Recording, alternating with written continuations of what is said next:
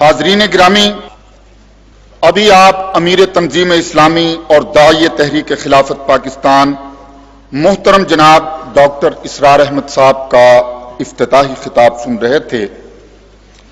اب تشریف لاتے ہیں لیفٹیننٹ جنرل محترم جناب حمید گل صاحب۔ بسم اللہ الرحمن الرحیم۔ محترم جناب ڈاکٹر اسرار احمد صاحب، معزز مہمانان گرامی قدر، علماء کرام، بزرگان دین، معزز خواتین و حضرات، السلام علیکم۔ ڈاکٹر صاحب، آپ کا بہت بہت شکریہ، بہت وقت کے اوپر آپ نے یہ کانفرنس منعقد کی ہے، اور یہاں حاضری سے یہ بات واضح ہو جاتی ہے کہ لوگوں کو کس قدر دلچسپی ہے آپ کی تحریک میں، الحمدللہ۔ پاکستان کا تصور اور پاکستان کی تخلیق کا تحریک خلافت کے ساتھ بہت گہرا رابطہ ہے۔ یہ اتفاق کی بات ہے کہ میرے والد محترم پنجاب خلافت موومنٹ کے عہدیداروں میں سے ایک تھے۔ اس سے پہلے میرے دادا پردادا جو تھے وہ سید احمد بریلوی کے لشکر میں موجود تھے، جو ان کی جمعیت المجاہدین تھی۔ یہ وہ تگ و دو ہے، ایک تسلسل ہے جو چلا آ رہا ہے، ہم اسے دیکھ رہے ہیں۔ اور جیسا کہ ڈاکٹر صاحب نے فرمایا کہ انہوں نے احادیث کی صورت میں ہمیں بیان کیا کہ یہ تو ایک بشارت ہے، ایک نوید ہے جو انشاءاللہ ضرور پوری ہوگی، اور اس میں دلیل کا عنصر جو ہے وہ بہت کم ہوا کرتا ہے۔ مولانا روم نے کہا تھا کہ گرب استدلال کارے دیں بدے، فخر راضی رازدارے دیں بدے، کہ اگر استدلال دلیل سے لاجیشنز نے اگر دین کے معاملات کو چلانا ہو تو پھر تو فخر راضی جو اپنے وقت کے بہت بڑے لاجیشن تھے وہ معاملات دین کے چلائیں گے۔ تو یہ تو اپنی جگہ بات مسلمہ ہے کہ دین کے معاملات جو ہیں وہ دلیل کی بنیاد پہ نہیں بلکہ ایمان کی بنیاد پہ چلا کرتے ہیں، فیتھ۔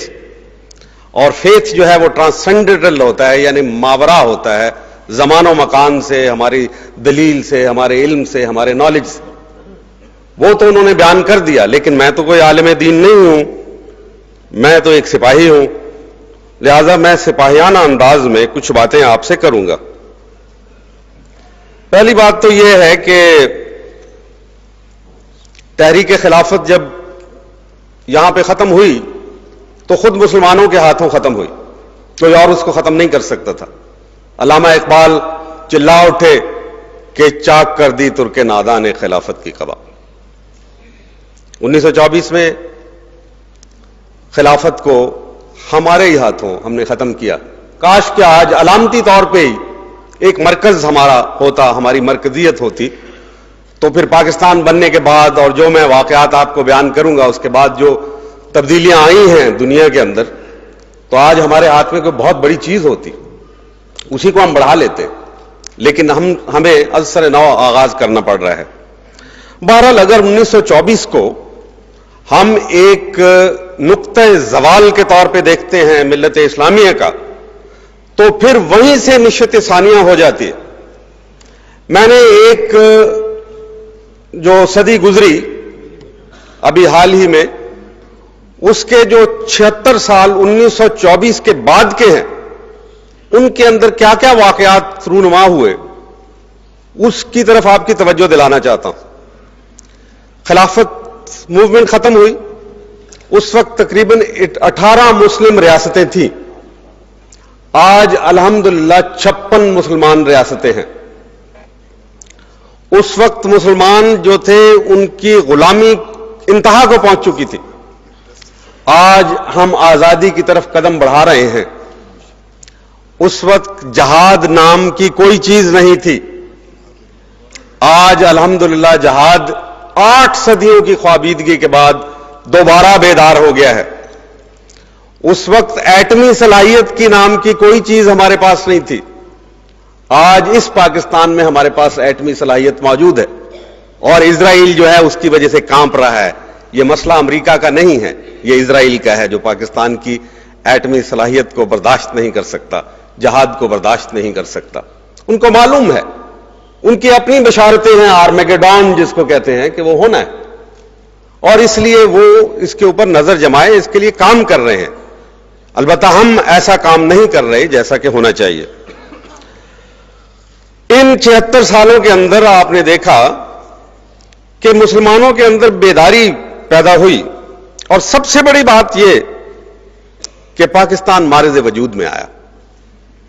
ریاست مدینہ کے بعد دوسری ریاست جو اسلام کے نام پہ قائم ہوئی وہ پاکستان, اور اس کی کتنی مماثلت ہے. وہی ہجرت, وہی یہ کہ کسی جگہ کا پتہ نہیں تھا کہ زمین کہاں ہوگی, کون سا علاقہ ہوگا, وہی کسب و پرسی کا عالم, وہی اٹیک, وہی حملے.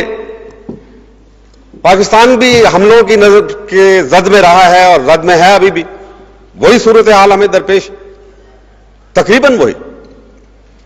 لیکن کیا نہیں ہے ہمارے پاس؟ نظم نہیں ہے. ان 76 سالوں کے اندر افغانستان میں الحمدللہ ایک چھوٹی سی قوم نے جو بے سر و سامانی کے عالم میں جس نے جہاد شروع کیا, ایک سپر پاور کو ٹکڑے ٹکڑے پاش پاش کر کے رکھ دیا. اس سے پہلے بھی یہ قوم, کیونکہ جہاد کی روح وہاں زندہ تھی, اسی صدی میں یعنی 1919 میں جو آخری افغان جنگ انگریزوں نے لڑی, اس سپر پاور کو بھی انہوں نے شکست دی. اس وقت برطانیہ سپر پاور ہوا کرتا تھا, اور اب اللہ کے فضل سے ان کے سامنے کھڑے ہو کے ان کی آنکھوں میں آنکھیں ڈال کے انکار کر دیا ان کی ڈکٹیشن لینے سے, تو یہ تیسری سپر پاور بھی جا رہی ہے اسی قوم کے ہاتھوں پہ. اللہ کی حکمت ہے. میں بعض اوقات اس پہ غور کرتا ہوں کہ تاریخ کے طالب علم, اور بالخصوص فوجی تاریخ, عسکری تاریخ کے طالب علم کے طور پہ, کہ 70% جنگیں چھوٹی قوموں نے بڑی قوموں کے خلاف جیتی ہیں. یہ اللہ اپنی عظمت دکھانا چاہتے ہیں کہ میں ہمیشہ نمرود کو مچھر سے مروا دیتا ہوں. جاپان نے رشیا کو مار دیا تھا تو اس کے اوپر بڑا پریس, مغربی پریس نے لکھا تھا جیپ دا جائنٹ کلر, کہ ایک دیو کو مار دیا ہے ایک چھوٹے سے جاپانی نے. تو بات یہ ہے کہ یہ اللہ تعالیٰ اپنی حکمت دکھا رہے ہیں, روشنی دکھا رہے ہیں, بتا رہے ہیں, اپنی نشانیاں بتا رہے ہیں. یہ ساری چیزیں پاکستان کے ارد گرد ہو رہی ہیں. ڈاکٹر صاحب نے اس کے کئی حوالے دیے. یہ کیوں ایسا ہو رہا ہے؟ پاکستان کا محل وقوع کیا ہے؟ پاکستان تہذیبوں کے ٹکراؤ میں کس جگہ کھڑا ہوا ہے؟ ہمارے طرف ایک طرف کنفیوشس کی تہذیب ہے جس کی چائنیز تہذیب کہتے ہیں, نیچے ہندو تہذیب ہے, اور ہمارے مغرب میں خود جس میں شامل ہیں وہ اسلامی تہذیب ہے. اور آج جو پروفیسر سیموئل ہنٹنگٹن کا ایک فیمس تھیسس جس کے اوپر آج نیو ورلڈ آرڈر کام کر رہا ہے, اس کا نام ہے دا کلیش آف سیولائزیشنز. اس میں حیرت انگیز طور پہ ہنٹنگٹن کہتا ہے کہ کنفیوشس اور اسلامک تہذیب, کنفیوشس کی تہذیب اور اسلامک تہذیب مل جائیں گے, اور جوڈوئک کرسچن سیولائزیشن کے ساتھ یعنی یہودی اور عیسائیت کی تہذیب کے ساتھ ان کا ٹکراؤ ہوگا. یہ آج کے نئے کانفلکٹ کی بنیاد یہ ہے. یہ نئی کولڈ وار آپ اس کو کہہ سکتے ہیں, یا شوٹنگ وار, وہ اس بنیاد پہ چل رہی ہے آج کل. چنانچہ پاکستان ان کے سنگم پہ واقع ہے تہذیبوں کے. یہاں پہ تہذیبیں ٹکراتی ہیں, حملہ آور ٹکراتے ہیں. یہ ایسا خطہ ہے, ڈاکٹر صاحب نے خراسان کی بات کی, لیکن اس سے آگے بڑھ جائیں, پاکستان بھی اسی میں شامل ہے. اور یہاں پہ ہمیشہ سے ٹائم بھی اس کو کہتا ہے the roundabout of history, the eastern roundabout of history. تاریخ یہاں سے ہمیشہ مڑ جاتی ہے, اور ہم نے دیکھا کہ کیسے سینٹرل ایشیا سے اٹھا ہوا ایک فتنہ روس کی شکل میں, بہت طاقتور فتنہ, وہ آیا, اور پھر کیسے یہاں پہ اللہ نے حالات پیدا کیے. امریکہ کی مدد کوئی نہیں تھی. جب افغانوں نے جہاد شروع کیا تھا تو یہاں بانسوں والا بازار سے ڈنڈے خرید کے ان کو دیے گئے تھے. یہ بات میں آپ کو بتانا چاہتا ہوں. کلہاڑیوں کے ساتھ انہوں نے جہاد شروع کیا تھا, اور پھر جب ان سے پوچھا جاتا تھا کہ یہ تمہیں سٹنگر میسائل کہاں سے ملے, امریکہ نے دیے, اس کے بغیر تم جیت نہیں سکتے. تو امریکہ کون ہوتا ہے ہمیں دینے والا؟ ہم تو امریکہ کو جانتے بھی نہیں ہیں. پاکستان سے ہمیں مدد ملتی ہے اور اللہ کی طرف سے مدد آتی ہے ہمیں. تو پاسباں مل گئے کعبہ کو صنم خانے سے، ہے یہاں فتنہ تادار کے افسانے سے، پاسباں مل گئے کعبہ کو صنم خانے سے، جب اللہ کو منظور ہوتا ہے تو مل جاتے ہیں وہ۔ تو چنانچہ یہ جو بات ہے کہ پاکستان کیا ہے، یہ سمجھنا بہت ضروری ہے تاکہ ہم خلافت موومنٹ کی جو بات کر رہے ہیں، نفاذ خلافت کی بات کر رہے ہیں، وہ ہمارے سامنے اس کا نقشہ کلیئر ہو جائے۔ پاکستان نیوکلیئر صلاحیت رکھنے والا ملک ہے، پاکستان اسلامک ملک ہے، کنسیپچولی اسلامک ہے، اپنی تخلیق میں اسلامک ہے، اپنے آئین میں اسلامک ہے، کیونکہ اس کا پہلا جملہ قرارداد مقاصد جو شامل کرتا ہے پاکستان کا مقصد، وہ اس میں شامل کیا گیا کہ بلا شرکت غیر اللہ ہمارا حکمران ہے، حاکم اعلیٰ ہمارا اللہ ہے۔ جبکہ سیکولر جمہوریتوں کے اندر یا دوسری جگہوں پہ عوام حکمران ہوا کرتے ہیں، انگلینڈ کے عوام حکمران ہیں، انڈیا کی جمہوریت میں اس کے عوام حکمران ہیں، وہ اپنے نمائندے بھیجتے ہیں، پھر وہ قانون سازی کرتے ہیں۔ لیکن پاکستان کا حکمران اللہ سبحانہ تعالیٰ خود ہے۔ اب مسئلہ یہاں یہ پیدا ہوتا ہے کہ اگر اللہ تعالیٰ حاکم اعلیٰ ہے اور ایک عوامی حکومت ریپبلکن سسٹم میں حاکم اعلیٰ کی حیثیت کیا ہوتی ہے، اس کا فنکشن کیا ہے، کام کیا ہے حاکم اعلیٰ کا؟ حاکم اعلیٰ کا کام ہے قانون سازی، لیجسلیٹ کرنا۔ تو ہمارے سامنے سوال آتا ہے کہ کیا ہمارے حاکم اعلیٰ نے لیجسلیٹ کر دیا فار آل ٹائمز؟ تو آنسر از یس، کہ ہماری لیجسلیشن مکمل ہو چکی ہے۔ لہذا بنیادی پرابلم جو ہے وہ اللہ کی حاکمیت کو ہم قبول نہیں کر رہے، ورنہ یہ سارے مسائل حل ہو جاتے ہیں۔ آج کوئی وجہ ہی نہیں کہ ہمارے مسائل حل نہ ہو جائیں۔ اگر کہیں کہ لیجسلیشن ہماری مکمل ہو گئی ہے اور حاکم اعلیٰ کا قبول کرنے کا مطلب ہی یہی کہ لہذا ہماری کوئی اسمبلی جو ہے وہ لیجسلیٹو اسمبلی نہیں ہو سکتی، اجتہادی اسمبلی ہو سکتی ہے، اجتہاد کر سکتی ہے، اللہ کے قوانین کو نافذ کرنے کے لیے بائی لاز بنا سکتی ہے، بٹ اٹ کیناٹ لیجسلیٹ ان پاکستان۔ یہ ہے بنیادی نقطہ، اور یہی آغاز ہوگا خلافت کا اگر ہم اس کو قبول کر لیں۔ چنانچہ پاکستان اور خلافت اور اسلام لازم و مظلوم ہیں۔ پاکستان کیناٹ ایگزسٹ وداؤٹ اسلام، اور اسلام کا جو تصور ہے غلبہ اسلام کا، وہ خلافت کے بغیر وہ مکمل نہیں ہو سکتا۔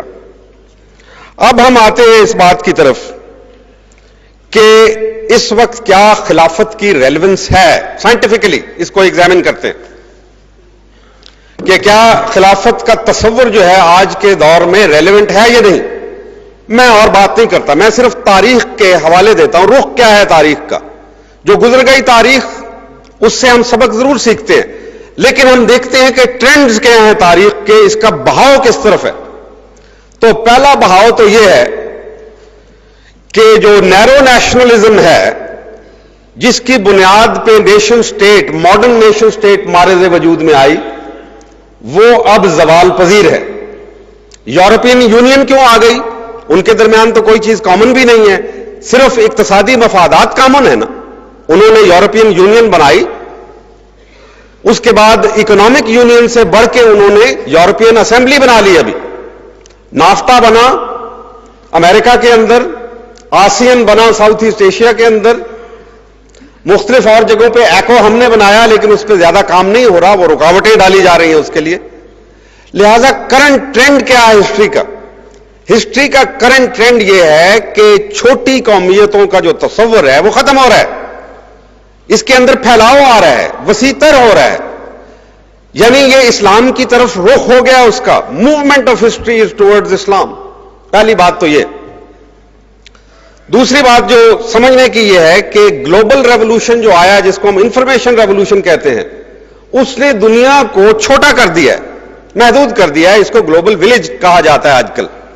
آپ یہاں بیٹھے ہوئے کسی کے ساتھ دنیا میں کمیونیکیٹ کر سکتے ہیں، ای میل کے ذریعے سے آج آپ ہر جگہ پہنچ سکتے ہیں۔ تو اگر کمیونیکیشن اس قدر وسیع اور اتنی پاورفل ہو گئی ہے تو یہ دنیا جو ہے وہ سکڑ گئی ہے۔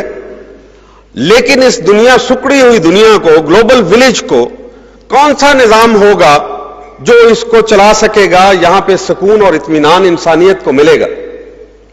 تو اس میں ایک بات سوچنے کی یہ ہے کہ انسان انہیرنٹلی، بنیادی طور پہ، فطری طور پہ وہ سیلفش ہے. اسی طریقے سے گروہ سیلفش ہوتے ہیں، قومیں سیلفش ہوا کرتی ہیں. علاقائیت جو ہے وہ سیلفشنس ہے، لسانیت سیلفشنس ہے. تو اگر ایک کسی انسان کا، ایک کسی قوم کا، ایک کسی گروہ کا، ایک کسی علاقے کا، ایک کسی نسل کا بنایا ہوا قانون دوسری دنیا کے اوپر نافذ کیا جائے گا تو یہ بڑی ناانصافی ہوگی. تو نیو ورلڈ آرڈر کا جو کہ بڑا ہی مبہم ہے اس وقت، اور دنیا جان رہی ہے، وہ کہتے ہیں نیو ورلڈ آرڈر جو ہے دنیا کو، ساری دنیا کو اپنے سمیٹ میں لے لے، اپنے تسلط میں لے لے. لیکن نیو ورلڈ آرڈر کیا ہے؟ انہیرنٹلی سیلفش ہے، اور سیلفش آرڈر نہیں چل سکتا. وہ چاہے میرا بنایا ہوا آپ کا بنایا ہوا، کسی کا امریکہ کا ہو یا انگلینڈ کا ہو، کتنے ہی اچھے آدمی کا، کسی عالم دین کا بنایا ہو، وہ نہیں چل سکتا. یہ صرف ڈیوائن آرڈر ہے جو گلوبل ولیج کو چلا سکتا ہے. اور ڈیوائن آرڈر کا یہ مطلب ہے کہ آپ نے بالآخر وہ جو وحدانیت کا تصور ہے کہ پوری انسانیت کو ایک وحدت پیدا کیا گیا اور اس کے اوپر ایک ڈیوائن آرڈر چلے گا، تو وہ تو ہے ہی ہمارے پاس، اور کسی کے پاس ہے ہی نہیں.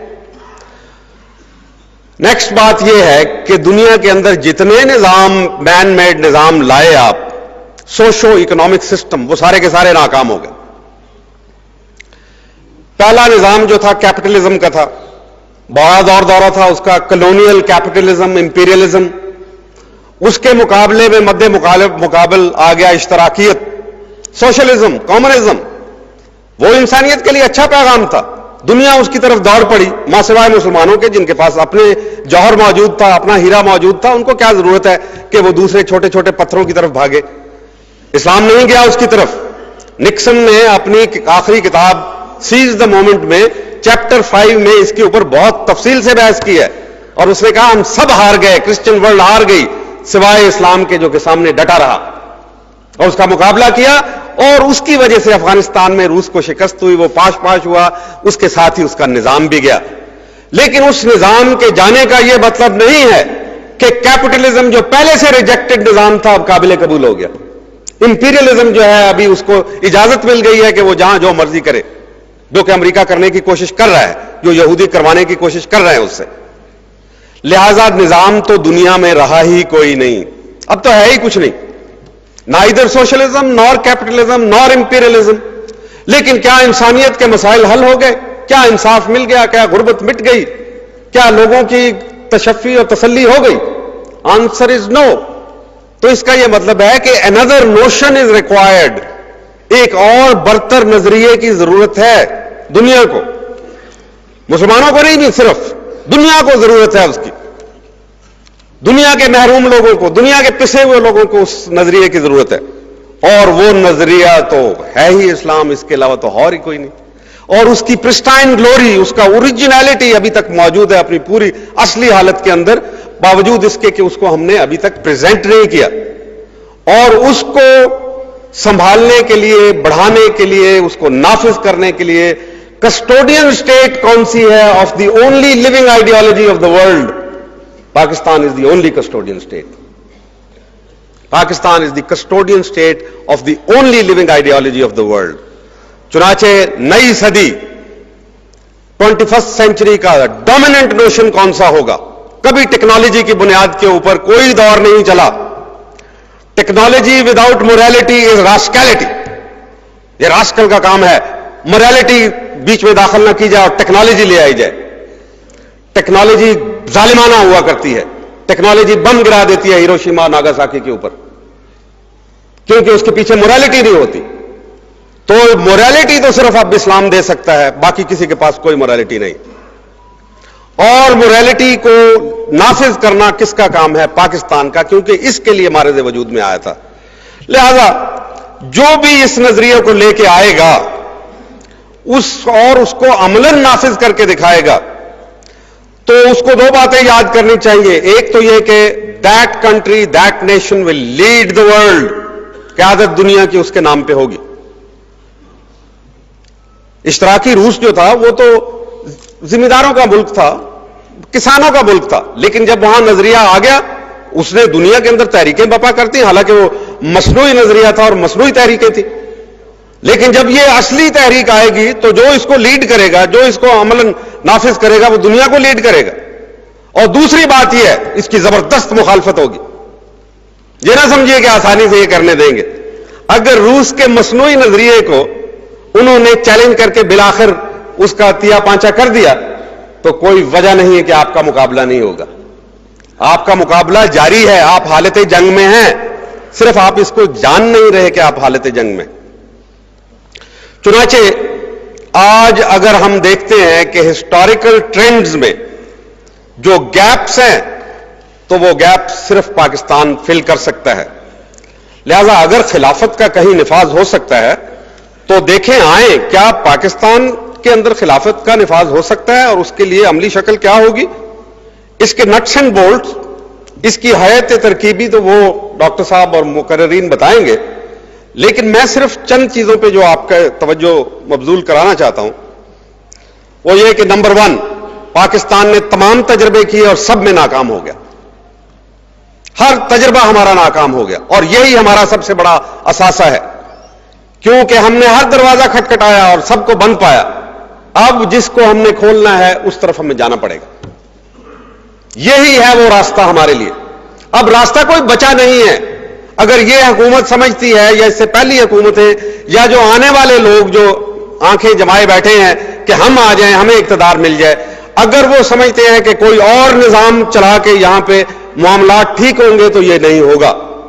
آپ نے کیپٹلسٹ اکانومی آزمائی، آج مارکیٹ اکانومی کے دھکے کھا رہے ہیں. آپ نے سوشلسٹ اکانومی دیکھی، آپ نے مکسڈ اکانومی دیکھی، آپ نے پریزیڈنشل فارم آف گورنمنٹ دیکھا، آپ نے مارشل لاز دیکھے مختلف نوعیتوں کے، آپ نے کنٹرول جمہوریت دیکھی، آپ نے پارلیمنٹری فارم دیکھی، آپ نے پریزیڈنشل فارم آف گورنمنٹ دیکھی. کون سی چیز ہے جو تھوڑے سے عرصے میں پاکستان نے نہیں آزمائی؟ ہر ایک چیز آپ آزما چکے، ماں سوائے اس چیز کے جس کے لیے آپ پیدا ہوئے تھے. تو اب تو وقت آ گیا ہے کہ اس کو آزمانے کا. ایک تو ناکامیاں جو ہیں وہ بذات خود آپ کو دھکیل رہی ہیں اس طرف، اور اب آپ کے پاس کوئی راستہ بھی نہیں رہ گیا. دوسری بات یہ ہے کہ اگر آپ نظام لاتے ہیں تو پھر جو مقابلہ ہوگا اس کے لیے اللہ تعالیٰ نے آپ کو مسلح کر دیا ہے. جذبہ جہاد آپ کا بیدار ہے، ایک اچھی فوج آپ کے سامنے موجود ہے، آپ کے ہاتھ میں موجود ہے، ایک قوم موجود ہے جو اس راستے پہ چلنا چاہتی ہے، نیوکلیئر صلاحیت آپ کے پاس موجود ہے، پشت پہ آپ کے اسلامی افغانستان موجود ہے، اس سے آگے ایران کا ریولوشن آ چکا ہوا ہے اور وہاں بھی جذبہ اسلامی موجود ہے. کچھ اگر تھوڑی بہت آپس میں مس انڈرسٹینڈنگ ہے تو وہ بھی دور ہو جائیں گی. اور پھر دیکھیں یہاں پہ کہ آپ کے ارد گرد تحریکیں چل رہی ہیں. تو چنانچہ پاکستان کو کرنا کیا ہے؟ ساری چیزیں مکمل ہیں. ایک غلط فیصلہ ہوا 1992 اکتوبر میں، سپریم کورٹ کے 5 ججز نے ایک فیصلہ دیا کہ آئین کی تمام شقیں برابر ہیں. یہ ایک مقدمہ لے کے گئے تھے ہمارے کچھ دوست 1992 اکتوبر میں کہ قرآن و سنت کو سپریم لا قرار دیا جائے. آرٹیکل 2A جو ہے قرارداد مقاصد وہ سپیریئر ہے باقی، تاکہ دوسرے اس کے تابع ہو جائیں. تو وہ کہا گیا نہیں جناب، Anglo Saxon interpretation of law یہ ہے، کانسٹیٹیوشنل انٹرپریٹیشن، کہ تمام شقیں جو ہیں ان کی مساوی حیثیت ہے، اور یہیں پہ بیڑا غرق ہو گیا. آج آپ کے پاس وقت ہے. جنرل پرویز مشرف کو سپریم کورٹ نے اجازت دی ہے کہ وہ آئین میں ترمیم کر سکتے ہیں. یہ ترمیم وہ جو کریں گے وہ ہمارے خلاف بھی ہو سکتی ہے خدا نخواستہ، اور ہمارے حق میں بھی ہو سکتی ہے، صرف اگر وہ آرٹیکل 227 میں جہاں کہا گیا کہ قانون کیا ہوتا ہے، کہیں کہ قانون وہ ہے جو قرآن و سنت میں دیا ہوا ہے، پیریڈ. اس کے بعد سب کچھ قائم ہو جائے گا، خلافت بھی قائم ہو جائے گی. یہ ایک ایسی شفٹ ہوگی جیسے رڈر کی ایک شفٹ سے ایک جہاز اپنی منزل دوسری طرف بدل لیتا ہے، اگر صرف یہ کر لے. لیکن اس کے لیے ضروری کیا ہے کہ تمام قوم کی طرف سے اور بالخصوص علماء دین کی طرف سے اپنے تعصبات چھوڑتے ہوئے یہ ڈیمانڈ آج ان کے سامنے پیش کی جائے. اور ان کے پاس بھی کوئی راستہ نہیں ہے. عنقریب ان کو پتہ چلے گا کہ اگر ان کو قوم کی تائید اور حمایت کی ضرورت ہے، ورنہ یہ فوج بھی خدا نخواستہ اس کا شکار ہو جائے گی، کیونکہ یہ قوم جو ہے وہ کہیں ایسا نہ ہو کہ اپنی فوج کے سامنے اٹھ کھڑی ہو.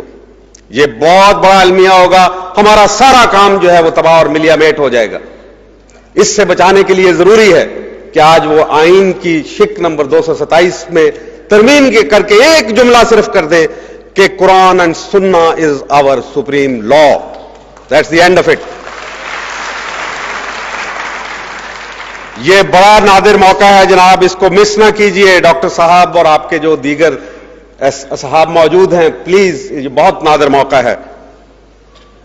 لمبی چوڑی باتوں میں نہیں جانے کی ضرورت، اور اس کے آخر میں چند باتیں جو میں کہنا چاہتا ہوں، پہلے بھی کہتا رہا ہوں، ڈاکٹر صاحب کے فورم سے بھی کہتا رہا ہوں. اتحاد قائم کریں. اگر ہماری منزل صرف اسلام آباد نہیں ہے، اسلام ہماری منزل ہے، تو پھر ہم الگ الگ راستوں پہ کیوں چل رہے ہیں؟ اگر تو منزل اسلام آباد ہے، پھر تو سمجھ میں آتی ہے کہ کئی راستے اسلام آباد کو جاتے ہیں، لیکن اسلام کو تو صرف ایک ہی راستہ جاتا ہے، پھر ہم سب چل کے مل کے کیوں نہیں چلتے اس پہ؟ دوسرا، جہاد ہم نے نہیں چھوڑنا. یہ بہت سارا زور پڑ رہا ہے جہاد کے لیے. ہماری دو چیزوں سے ان کو اب تکلیف پہنچ رہی ہے، ہمارا جہاد اور ہماری نیوکلیئر صلاحیت. تیسری چیز، نیوکلیئر صلاحیت. خدا را اگر جب بھی آپ نے نظام لگانا ہو، آپ کو ایک پاورفل ڈیٹرنٹ کی ضرورت ہے، کیونکہ اس ڈیٹرنٹ کے ذریعے سے آپ ایک ڈائیلاگ کھول سکیں گے. میری اسٹریٹجی جو میں نے ورک آؤٹ کی ہے وہ ہے ڈیفائنس، ڈیٹرنس اینڈ ڈائیلاگ.